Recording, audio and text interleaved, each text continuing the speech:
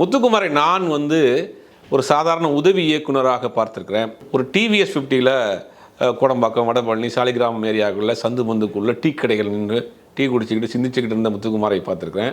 அதற்கு பிறகு வளர்ந்து மிக பரபரப்பான முத்துக்குமாரை நான் பார்த்துருக்கிறேன். அதாவது கண்ணாடி விழுந்து விதையாகி விருட்சமாகி மரமாகி சரிந்து போன கதையும் பார்த்துருப்பேன்.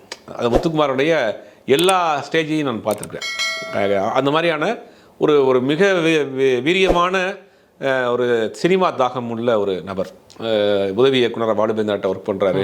அதுக்கு பாட்டு எழுதக்கூடிய வாய்ப்புகள் கிடைக்கிது. பாட்டு எழுத ஆரம்பித்தது தான் சரி, நிப்பாட்டவே கையில் எடுத்த பேனாவே கீழே வைக்கிறது கூட நேரமெல்லாம் ஓடிக்கிட்டே இருந்தாப்புல. அவ்வளவு பாடல்கள், ஒரு பட்சத்துக்கு நூற்றுக்கணக்கான பாடல்கள் மேலே எழுதிக்கிட்டே இருந்தாப்புல. எல்லாரும் ரசிக்க முடியாதவர்.